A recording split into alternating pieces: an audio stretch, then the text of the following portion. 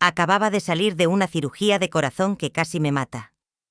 Y cuando les escribí a mi hija y mi yerno pidiéndoles que me recogieran del hospital, mi hija me respondió: pide un taxi, estoy viendo la televisión.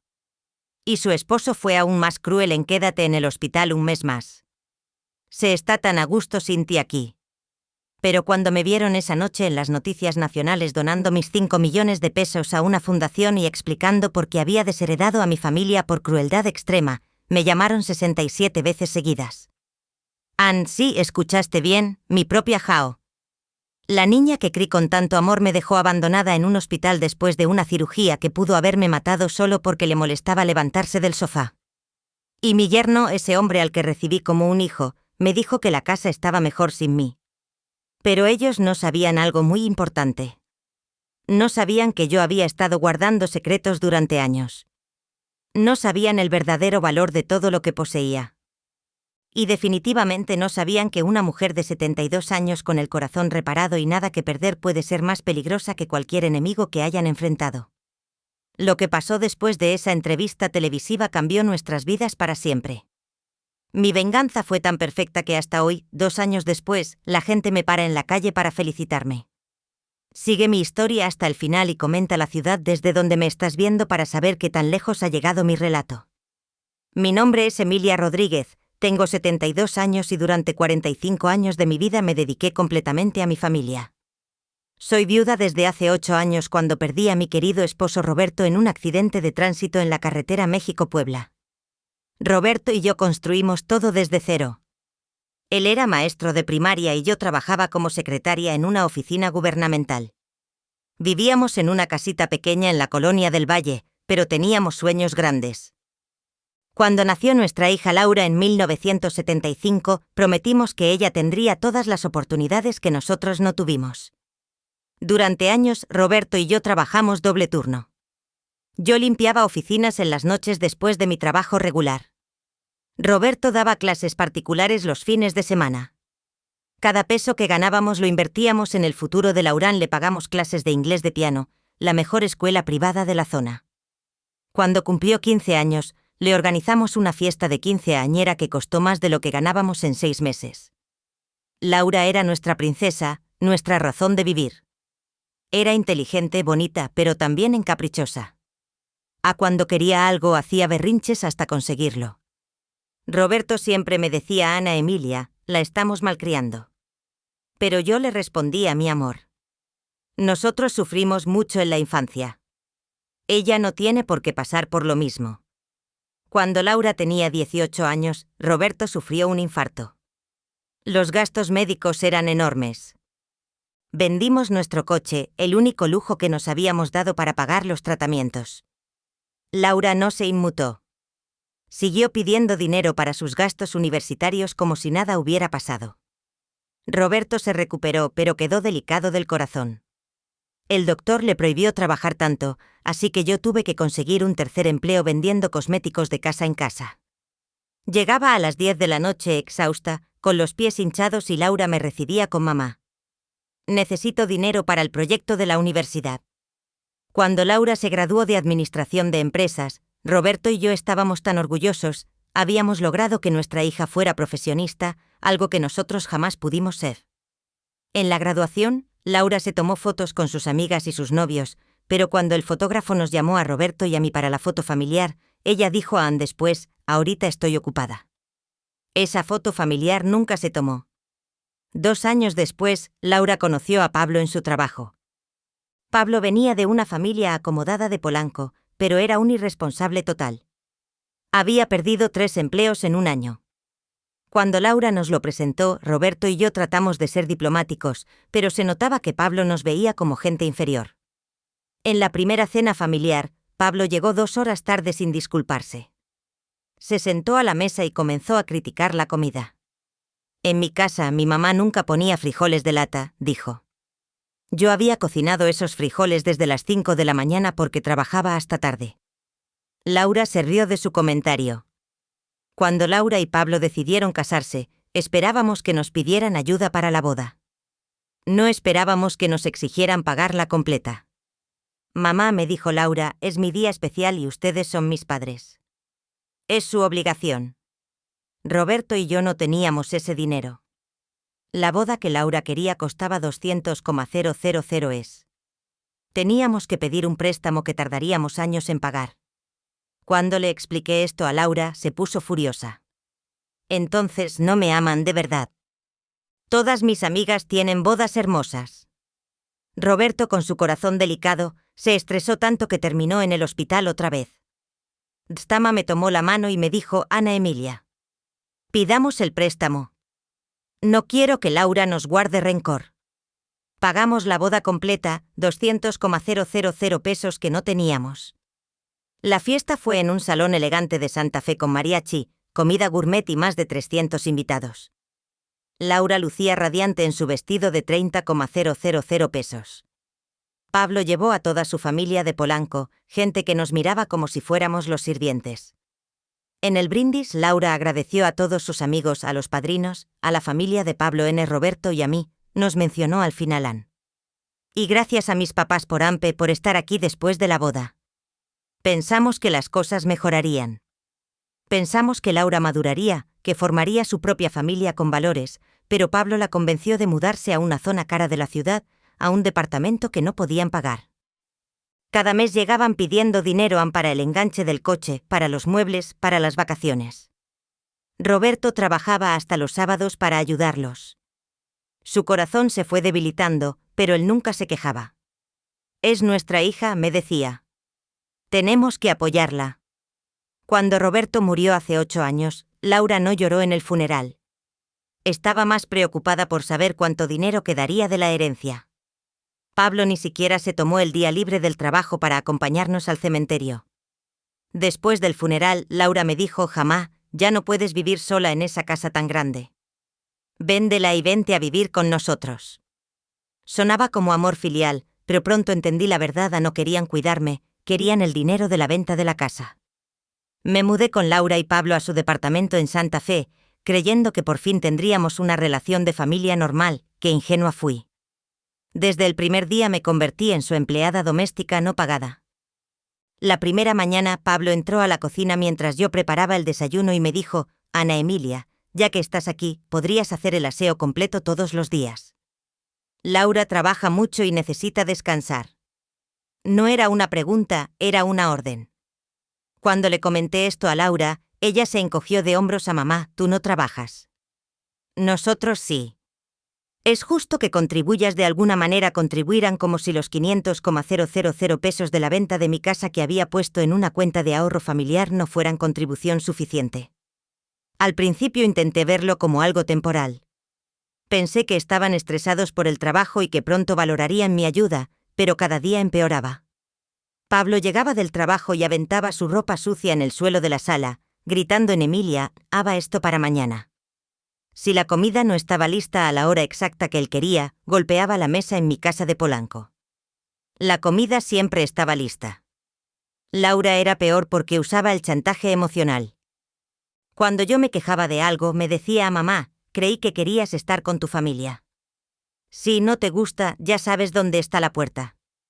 Sabía perfectamente que yo había vendido mi casa y no tenía a dónde ir. Los fines de semana organizaban fiestas con sus amigos. Yo cocinaba para 20 personas, servía toda la noche y al final tenía que limpiar. Mientras ellos seguían bebiendo, sus amigos me trataban como la sirvienta. Nadie me dirigía la palabra, excepto para pedirme más cerveza o botana. Una vez, la amiga de Laura, una mujer petulante llamada Sofía, me gritó delante de todos: «San señora». Se le quemó la quesadilla. Laura no dijo nada. Pablo se rió, pero lo que más me dolía era cómo hablaban de mí cuando creían que no los escuchaba. Una noche fingí estar dormida y los oí en la sala: «Pablo, tu mamá. Cada día está más lenta. Hoy tardó 1 hora en hacer las camas. Laura, lo sé, pero piensa en todo el dinero que nos ahorra. No pagamos empleada doméstica, no pagamos renta de ella y además tenemos acceso a sus ahorros cuando necesitamos». Pablo en sí, pero es incómodo tenerla aquí. Mis papás me preguntaron: ¿por qué no la metemos a un asilo? La oran, ¿por qué? Si la metemos al asilo, no podemos usar su dinero tan fácil.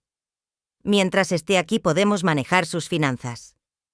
Esas palabras se me clavaron como puñales. No era su hija ni su nuera. Era su prigianera. La situación empeoró cuando empezaron a usar mi dinero sin pedirme permiso. Primero fueron préstamos pequeños que nunca me devolvían. Mamá, necesitamos 5,000 pesos para el coche. Te los pagamos el próximo mes. El próximo mes nunca llegaba. Después comenzaron a falsificar mi firma. Un día revisé mis estados de cuenta bancarios y vi retiros que yo no había autorizado. Cuando los confronté, Pablo se enojó en Emilia. Vivimos en la misma casa, compartimos gastos. No puedes ser tan egoísta. Egoísta en yo que había trabajado 3 empleos para darles todo. Laura me gritó a mamá. Ese dinero es de la familia. Papá hubiera querido que lo usáramos para estar bien. Usar el nombre de Roberto para justificar su robo era lo más bajo que podían hacer.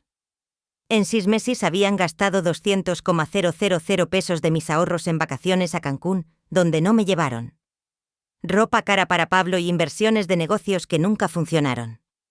Cuando intenté hablar con el banco para proteger mi dinero, Laura me acompañó y le dijo al gerente: ni mi mamá es Tamayo. A veces se confunde con los números. Yo manejo sus finanzas para protegerla.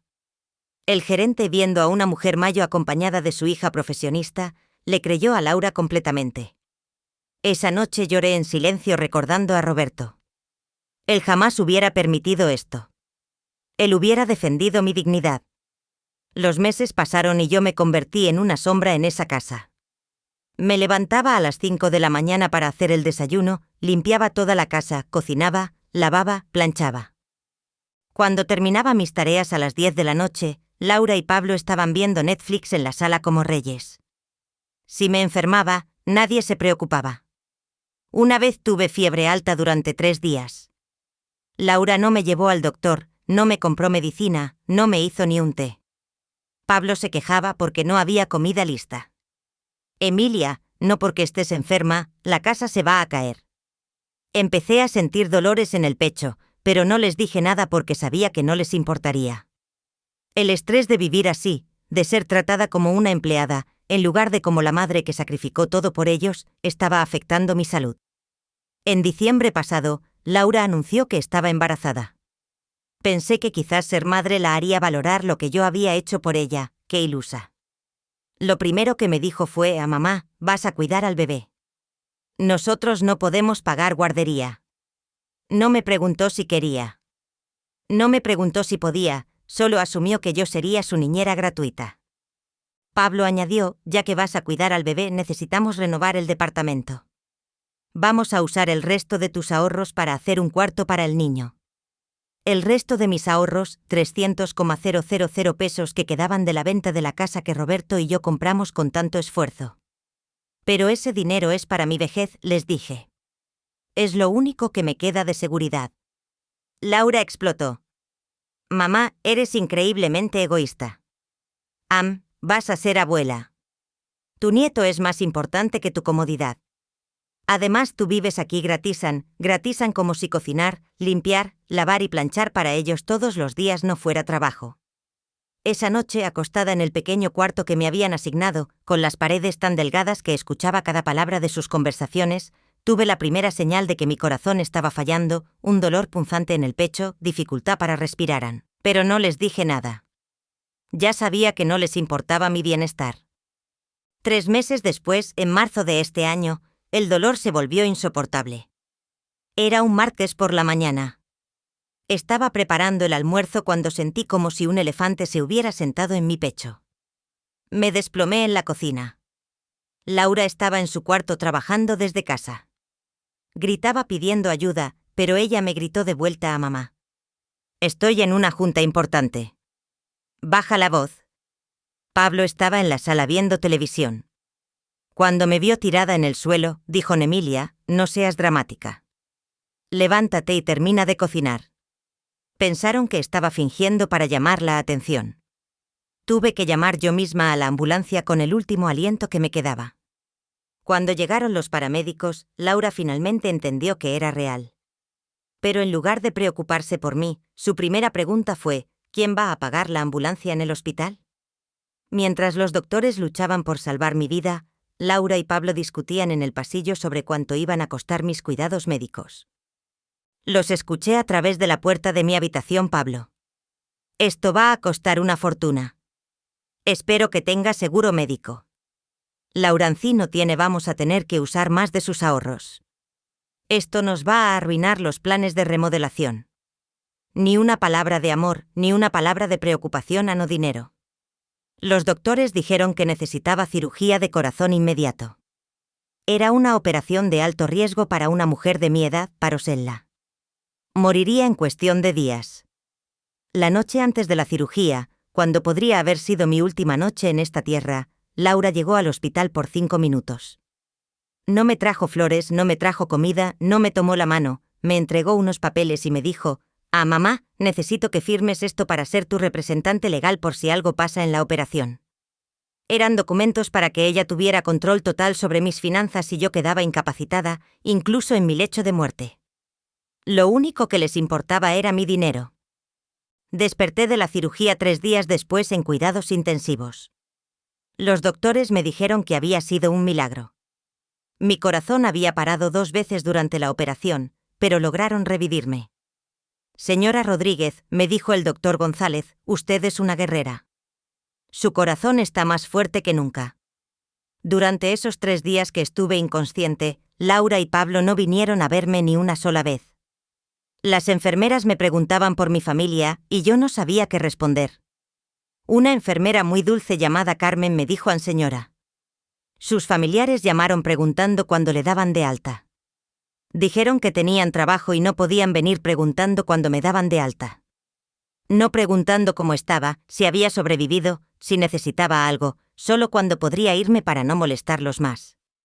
El cuarto da cuando me trasladaron a una habitación normal, finalmente me permitieron usar mi teléfono. Tenía hambre, estaba débil y necesitaba que alguien me trajera ropa limpia y algunos artículos personales. Abrí el chat familiar de WhatsApp y escribían: hijos. Ya desperté de la cirugía. ¿Quién puede recogerme del hospital cuando me den de alta mañana? La respuesta llegó inmediatamente. Laura escribió: pide un taxi. Estoy viendo la televisión. Leí ese mensaje 3 veces, pensando que había entendido mal. Mi hija, la niña por la que había sacrificado mi vida entera. Acababa de decirme que pidiera un taxi para irme sola del hospital después de una cirugía de corazón que casi me matan. Pero Pablo fue peor. Escribió: quédate en el hospital un mes más. Se está tan a gusto sin ti aquí. En ese momento, acostada en esa cama de hospital, con mi pecho abierto y cocido, conectada a tubos y monitores, algo se rompió dentro de mí. No fue mi corazón físico que ya estaba reparado, fue algo más profundo. Era como si hubiera estado viviendo en la oscuridad durante años y de repente alguien hubiera prendido todas las luces. Vi mi vida completa con una claridad brutal. Vi cada sacrificio que había hecho, cada humillación que había aguantado, cada peso que había gastado en ellos, cada día que había trabajado para darles una vida mejor. Y vi también lo que ellos realmente pensaban de mí. No era su madre. Era su esclava personal con cuenta bancaria. Lloré durante 1 hora. Lloré por Roberto, que había muerto trabajando para una hija que no lo valoraba. Lloré por los 30 años de mi vida que había desperdiciado tratando de ganarme el amor de alguien. Incapaz de amar. Lloré por la mujer fuerte que había sido antes de convertirme en su felpudo humano. Pero después de llorar, algo increíble pasó. Me enojé, no la rabia ciega y destructiva, sino una furia fría y calculadora que me llenó de energía como no había sentido en años. Ese mismo día llamé al doctor González a mi habitación y le pregunté si conocía algún abogado de confianza. Él me recomendó al licenciado Martínez, un hombre especializado en derecho familiar y patrimonial. Doctor, le dije, necesito cambiar mi testamento inmediatamente. ¿Puede el licenciado venir aquí al hospital? 2 horas después, el licenciado Martínez estaba sentado junto a mi cama con una grabadora y una computadora portátil. Era un hombre serio de unos 50 años con experiencia en casos de abuso financiero familiar. Le conté toda mi historia, cada detalle, cada humillación, cada peso robado. El licenciado tomaba notas y movía la cabeza con disgusto.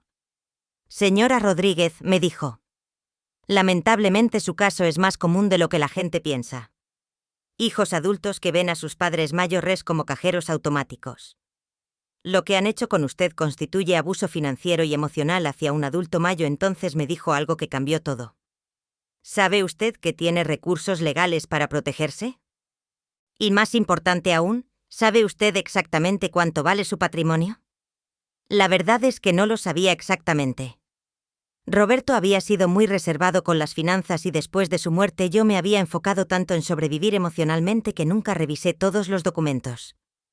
El licenciado Martínez me ayudó a contactar a un contador que conocía. Al día siguiente el contador llegó al hospital con una caja llena de documentos que había rescatado de mi casa antes de venderla. Documentos que yo había guardado, pero nunca revisado completamente. Lo que descubrimos me dejó sin aliento. Roberto, mi querido Roberto, había sido mucho más inteligente financieramente de lo que yo jamás supe. Durante todos esos años que trabajábamos tan duro, él había estado invirtiendo pequeñas cantidades de dinero en fondos de inversión y en bienes raíces. Tenía propiedades que yo desconocía, terrenos en Cuernavaca que había comprado en los años 80 por casi nada y que ahora valían millones. Acciones de empresas mexicanas que se habían multiplicado en valor, cuentas de ahorro en diferentes bancos que había abierto a mi nombre sin que yo lo supiera para proteger el dinero de cualquier emergencia. El contador sumó todo y me dio la cifra total. Yo no era una viuda pobre dependiente de mis hijos.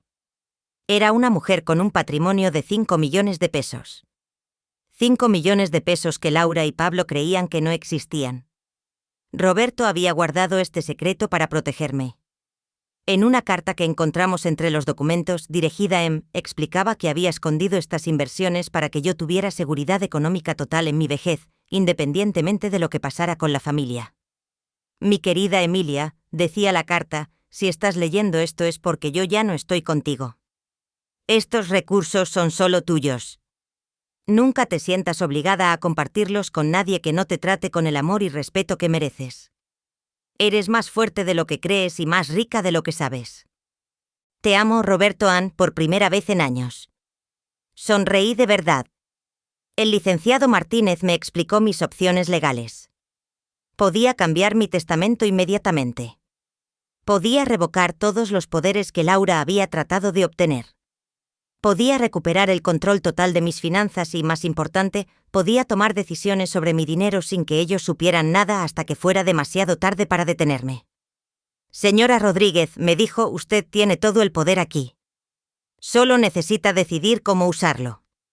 Esa noche, sola en mi habitación del hospital, con mi corazón nuevo latiendo fuerte en mi pecho, tomé la decisión más importante de mi vida. No iba a regresar a ser su esclava. No iba a fingir más que sus abusos eran normales. No iba a permitir que siguieran robando mi dinero y mi dignidad. Iba a usar mi poder tadu mi padre y ellos no tenían idea de lo que se les venía encima. Durante los siguientes 4 días en el hospital me convertí en la mejor actriz de México. Cuando Laura y Pablo finalmente vinieron a verme el día antes de mi alta, yo ya tenía todo planeado. Llegaron con caras largas, como si visitar a su madre enferma fuera la peor obligación del mundo. Laura traía flores baratas del supermercado, de esas que cuestan 30 pesos. Pablo cargaba una bolsa con mi ropa sucia que habían tardado 5 días en traer. «Ay, mamá», dijo Laura con voz fingidamente preocupada. «Te ves terrible». Estábamos tan asustados a mentirosa. Ann, si hubieran estado asustados habrían venido el primer día, pero yo solo sonreí débilmente y dije, «Ajijita, gracias por venir. Me siento tan mal por haber sido una carga para ustedes». Pablo se acomodó en la silla como si fuera su casa. «Bueno, Emilia, ya estás mejor. Esperamos que esta experiencia te haya enseñado a valorar más lo que tenemos en casa». «Sí, Pablo», respondí con mi mejor voz de anciana sumisa. «Tienes razón. He estado reflexionando mucho aquí. Creo que necesito cambiar mi actitud». Laura y Pablo intercambiaron miradas de satisfacción. Pensaron que finalmente habían quebrado mi espíritu por completo. «Mamá», dijo Laura, «cuando llegues a casa vamos a tener que hablar sobre algunas cosas. Los gastos del hospital van a ser altos y necesitamos reorganizar las finanzas familiares». Reorganizar las finanzas familiares. Qué manera tan elegante de decir, vamos a robarte más dinero. Por supuesto, hija, les dije, ustedes saben más de eso que yo. Confío completamente en ustedes. Pablo sonrió como un tiburón excelente. Emilia, también hemos estado pensando que necesitas ayuda médica en casa. Vamos a contratar una enfermera, obviamente con tu dinero, una enfermera que ellos controlarían para tenerme más vigilada y dependiente. Me parece perfecto, mentí. Solo quiero ser útil y no causar problemas. Cuando se fueron prometiendo recogerme al día siguiente si no tenían compromisos más importantes, yo saqué mi teléfono y llamé al licenciado Martínez. Licenciado, preciso acelerar todo. Mañana salgo del hospital y no tengo mucho tiempo antes de que sospechen algo. Esa noche el licenciado vino al hospital con todos los documentos preparados. Firmé mi nuevo testamento donando toda mi herencia a la Fundación Mexicana del Corazón, la misma que había financiado parte de mi cirugía. Laura y Pablo quedarían completamente fuera. Pero eso no era suficiente. Yo quería justicia pública. Quería que todo México viera la clase de personas que eran. Licenciado, le dije, conozco a una periodista de Televisa llamada Patricia Morales. Trabajamos juntas hace años en la oficina de gobierno. ¿Cree que estaría interesada en mi historia? El licenciado sonrió. Señora, casos de abuso familiar hacia adultos mayores están muy en boga en los medios. Con la evidencia que tenemos y su testimonio, esto podría ser una noticia nacional. Esa misma noche llamé a Patricia. No nos habíamos hablado en 15 años, pero cuando le conté mi historia se emocionó tanto que casi gritaba por el teléfono. Emilia, esto es exactamente lo que el país necesita escuchar. La gente está harta de los hijos ingratos que abusan de sus padres. ¿Estarías dispuesta a dar una entrevista exclusiva, Patricia? Le dije, estoy dispuesta a contar todo, pero necesito que salga al aire el mismo día que cambio mi testamento públicamente. Quiero que sea una sorpresa total para ellos.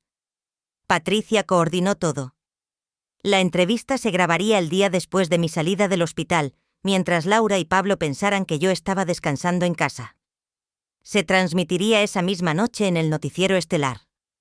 Al día siguiente, Laura llegó tarde a recogerme del hospital. Llegó a las 3 de la tarde cuando me habían dado de alta a las 10 de la mañana. Yo había estado esperando 5 horas en la sala de espera, todavía con dolor en el pecho, viendo cómo otras familias recogían a sus seres queridos con amor y cuidado. Perdón, mamá, dijo sin una pizca de sinceridad. Se me hizo tarde con una junta. En el taxi de regreso a casa, Laura iba checando su teléfono, ignorándome completamente. Cuando le pregunté cómo había estado Pablo, me contestó sin levantar la vista. Anen está emocionado porque encontró una televisión nueva que quiere comprar. Cuesta 50,000 pes, pero dice que te lo puede descontar de tus ahorros. 50,000 pesos de mis ahorros para su televisión. Y yo ni siquiera había llegado a casa. Cuando entramos al departamento, Pablo estaba tirado en el sofá viendo fútbol. No se levantó a saludarme. No preguntó cómo me sentía, solo gritó desde la sala en Emilia, hay ropa sucia en el cuarto. Cuando te sientas mejor, lavas ropa sucia, esperándome después de una cirugía de corazón. Claro, Pablo, dije dulcemente en cuanto me recupere un poco. Esa tarde, mientras Laura y Pablo salieron a celebrar mi recuperación en un restaurante caro obviamente yo salí en secreto del departamento y me fui a los estudios de Televisa. Patricia me recibió con un abrazo enorme. Emilia, te ves increíble para alguien que acaba de salir del hospital.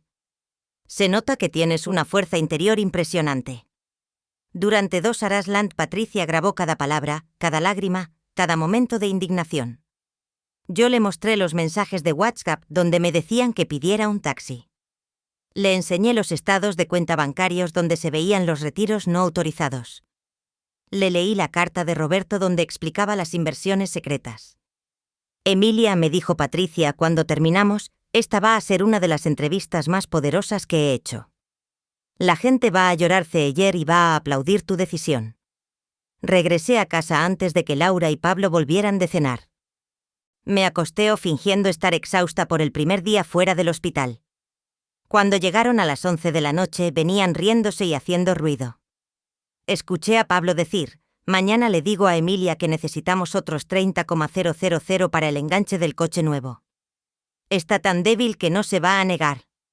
Laura se rió. Ann y yo le voy a decir que el doctor recomendó una enfermera de tiempo completo.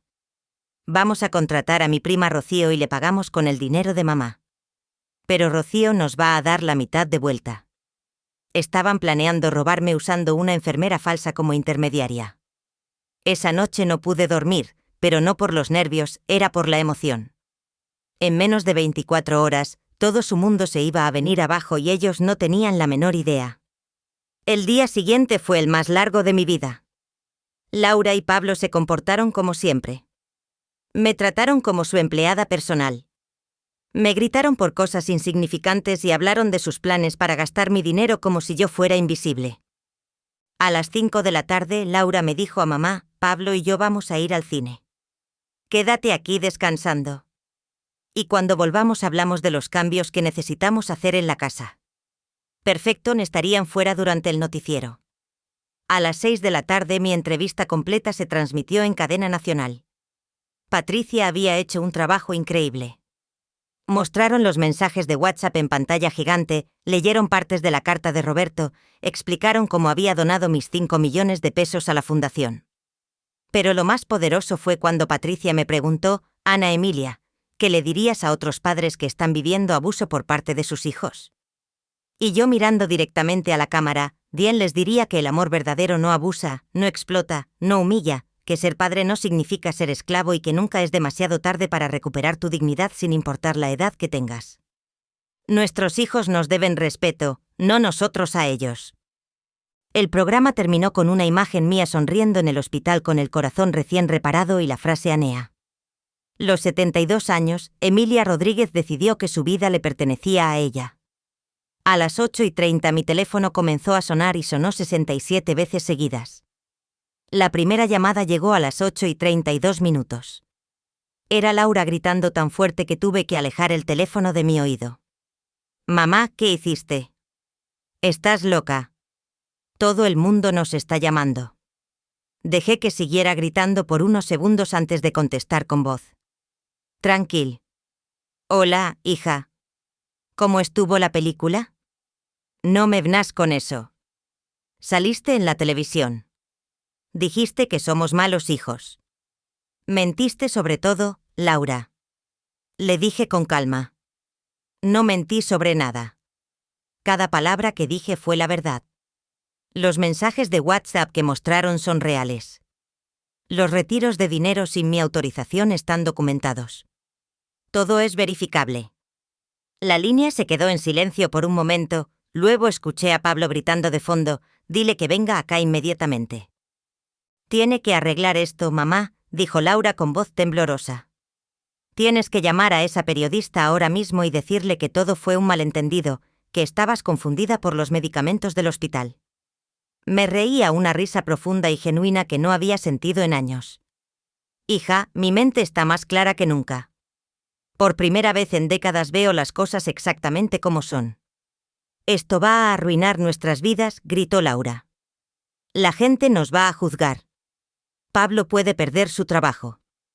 Mis amigas me van a dar la espalda. Tal vez dije. Debieron pensar en esas consecuencias antes de tratarme como su empleada doméstica. Colgué el teléfono. Inmediatamente volvió a sonar. Esta vez era Pablo. Emilia, estás completamente demente. ¿Cómo se te ocurre hacer eso? Sin CONSULTARNOS le dije, nunca me consultaron antes de gastar mi dinero. ¿Por qué iba a consultarles para donarlo? Porque ese dinero es de la familia. Laura es tu hija, tiene derecho a esa herencia. Laura tiene derecho a mi amor y mi respeto cuando se los gane. Mi dinero es mío. Y decidí donarlo a una causa que realmente ayuda a la gente. Eres una vieja egoísta y desagradecida. Gritó Pablo después de todo lo que hemos hecho por ti, todo lo que han hecho por mí, me reí otra vez. Pablo, enumérame una sola cosa que hayan hecho por mí que no fuera obligarme a servirles. Se quedó callado. Ann, exactamente dije. Y colgué otra vez. Las llamadas siguieron llegando. 67 en total. Algunas de Laura llorando, otras de Pablo amenazándome, algunas de familiares lejanos que se habían enterado por las noticias. Cada llamada me hacía sentir más poderosa. Por primera vez en mi vida adulta, yo tenía el control total de la situación. A las 10 de la noche escuché llaves en la puerta. Laura y Pablo habían regresado. Entraron como un huracán. Laura tenía los ojos rojos de llorar, el maquillaje corrido. Pablo venía con la cara roja de ira, los puños cerrados. «¡Mamá!», gritó Laura en cuanto me vio sentada tranquilamente en la sala. «¿Cómo pudiste hacernos esto?». «Siéntense», les dije con calma. «Necesitamos hablar. No vamos a sentarnos. ¿Vas a llamar ahora mismo a esa periodista y a revertir toda esta estupidez?», gritó Pabloan. Me levanté lentamente de mi silla. Mi corazón nuevo latía fuerte y constante. Me sentía más alta, más fuerte de lo que me había sentido en años. «Pablo», dije con voz firme, «nunca más en tu vida me vas a gritar así, y nunca más me vas a decir lo que tengo que hacer». Laura se acercó a mí con lágrimas en los ojos. «Mamá, no entiendes lo que has hecho. Has destruido nuestras vidas por un berrinche». «¿Un berrinche?». La miré directamente a los ojos. «Laura, ¿quieres que te lea exactamente lo que me escribiste cuando salí de una cirugía que pudo haberme matado?». Saqué mi teléfono y leí en voz alta. «Pide un taxi. Estoy viendo la televisión». A Laura se puso pálida. «¿Y tú, Pablo?», continué. «Escribiste. Ann, quédate en el hospital un mes más. Se está tan a gusto sin ti aquí en eso». «Eso fue un malentendido», balbuceó Pablo. «Estábamos estresados». «Estresados. Mie Margins. Yo acababa de salir de una cirugía de corazón y ustedes estaban estresados por tener que levantarse del sofá». Laura intentó tomarme las manos a mamá. «Lo siento mucho. No quisimos decir eso. Estábamos preocupados por ti y no sabíamos cómo expresarlo». La aparté suavemente a Laura. «No me mientas más. Los escuché esa noche planeando cómo iban a usar a tu prima Rocío para robarme más dinero a través de una enfermera falsa». Los dos se quedaron helados. No esperaban que yo hubiera escuchado eso. «Y también los escuché», continué. «Cuando Pablo dijo que sus papás le habían sugerido meterme a un asilo y tú respondiste que mientras yo estuviera aquí podían manejar mis finanzas más fácil». «Mamá, nosotros nunca dijimos eso», mintió Laura desesperadamente. Saqué mi teléfono otra vez. «¿Quieren que reproduzca la grabación?». Los dos se quedaron con la boca abierta. No sabían que yo había empezado a grabar sus conversaciones desde que regresé del hospital. Pablo se puso furioso. «Vieja, nos estabas espiando, Pablo», dije con una sonrisa fría. «Yo vivo aquí. No es espiar escuchar conversaciones en mi propia casa». Laura comenzó a llorar de verdad a mamá. «Está bien. Comimos errores, pero somos familia, podemos arreglar esto». «¿Puedes cambiar tu testamento otra vez?». «¿Arreglar esto?». La miré con incredulidad. «Laura, durante años me han tratado como su empleada doméstica. Han gastado mi dinero sin permiso. Me han humillado delante de sus amigos. Me han hecho sentir como una carga en lugar de como la madre que sacrificó todo por ustedes. Pero te queremos, soy Laura». No, dije firmemente. «Ustedes aman mi dinero, aman tener una sirvienta gratuita, aman poder humillarme sin consecuencias, pero no me aman a mí». Pablo intentó un enfoque diferente. «Emilia. Mira, todos cometemos errores. Nosotros hemos sido jóvenes e inmaduros, pero podemos cambiar. Danos una oportunidad». «Pablo», le dije, «tú tienes 42 años. Laura tiene 49. No son jóvenes. Son adultos que tomaron la decisión consciente de abusar de una mujer mayor. Entonces, ¿qué quieres que hagamos?», gritó Laura desesperada. «Dinos qué quieres». Me senté en mi silla favorita, la que Roberto había comprado para mí hace 20 años, y los miré a los dos con absoluta calma. «Quiero que se vayan», dije simplemente. «¿Qué?», preguntó Laura. «Quiero que empaquen sus cosas y se vayan de este departamento. Tienen 24 horas. Esta es nuestra casa, gritó Pablo. No, dije con una sonrisa, esta es mi casa. Yo pagué el enganche con el dinero de la venta de mi casa original. Yo he estado pagando la mitad de la hipoteca con mis ahorros y según los documentos que revisé con mi abogado, yo soy la propietaria legal de esta propiedad. Los dos se quedaron mudos. No sabían que Roberto había estructurado la compra del departamento para que quedara a mi nombre, protegiéndome legalmente. Pero mamá, susurró Laura, nosotros no tenemos a dónde ir. Laura, le dije, durante los últimos 8 años, cada vez que yo necesité algo de ustedes, me dijeron que me las arreglara sola. Ahora es su turno de arreglárselas solos. Pablo trató de intimidarme una última vez en Emilia. Tú eres una mujer, Mayo Herere, no puedes vivir sola, nos necesitas. Me levanté y caminé hacia él hasta quedar cara a cara en Pablo. Acabo de donar 5 millones de pesos a caridad. Salí en televisión nacional, cambié mi testamento y eché a mi propia hija de mi casa. ¿Te parece que necesito a alguien para tomar decisiones? Por primera vez desde que los conocía, Pablo se quedó sin palabras. Tienen hasta mañana a las 10 de la noche, dije finalmente después de esa hora, si sigue, llamaré a la policía por invasión de propiedad. Laura se tiró de rodillas a mamá. Por favor, no hagas esto. Somos tu familia. La miré desde arriba en Laura. La familia se basa en amor y respeto mutuos. Ustedes me demostraron que no soy su familia, soy su víctima y yo ya no voy a ser víctima de nadie. Esa noche Laura y Pablo se quedaron despiertos hasta las 5 de la mañana hablando en susurros tratando de encontrar una manera de revertir todo. Los escuchaba desde mi cuarto, pero ya no me causaba ansiedad. Por primera vez en 8 años me dormí tranquila, sabiendo que al día siguiente despertaría en mi propia casa, sin esclavos que atender, sin abusos que soportar. Despertaría libre. Al día siguiente Laura y Pablo empacaron sus cosas en un silencio tenso. Yo me senté en la sala tomando café y viendo las noticias matutinas donde mi historia seguía siendo tema de conversación. Patricia Morales había hecho un seguimiento del reportaje y ahora tenían psicólogos y abogados especialistas comentando sobre el abuso hacia adultos mayores en México. Mi caso se había convertido en un símbolo nacional. Laura pasaba por la sala cada tanto cargando callas, esperando que yo dijera algo, que cambiara de opinión, pero yo solo la saludaba educadamente en buenos días. Hija, ¿necesitas ayuda con algo? La frialdad de mi cortesía la estaba volviendo loca. A las 5 de la tarde Pablo vino a buscarme en Emilia. Ya casi terminamos.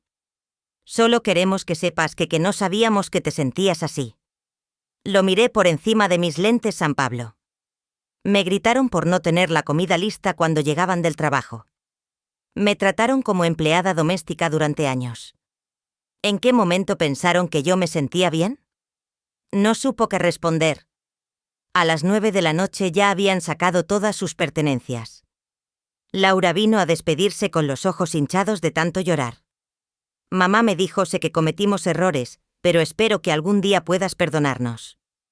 Te vamos a extrañar, Laura, le dije tomándole las manos. Yo las voy a extrañar también. Extrañaré a la niña dulce que fueron cuando eran pequeña. Extrañaré los sueños que tenía de ser una abuela feliz con una familia unida. Pero no voy a extrañar el abuso, la manipulación, ni sentirme como un estorbo en mi propia vida. ¿Hay alguna manera de que podamos arreglar esto?, preguntó con voz quebrada. Sí. Le dije aprende a ser una buena persona, aprende a tratar a la gente con respeto, aprende que el amor no se puede comprar ni chantajear. Y si algún día, dentro de muchos años realmente cambias, tal vez podamos intentar reconstruir algo, pero tiene que ser un cambio real, no solo palabras. Laura asintió entre lágrimas y se fue. Cuando cerré la puerta detrás de ellos, me quedé ahí parada por un momento esperando sentir tristeza o arrepentimiento, pero lo único que sentí fue una paz inmensa.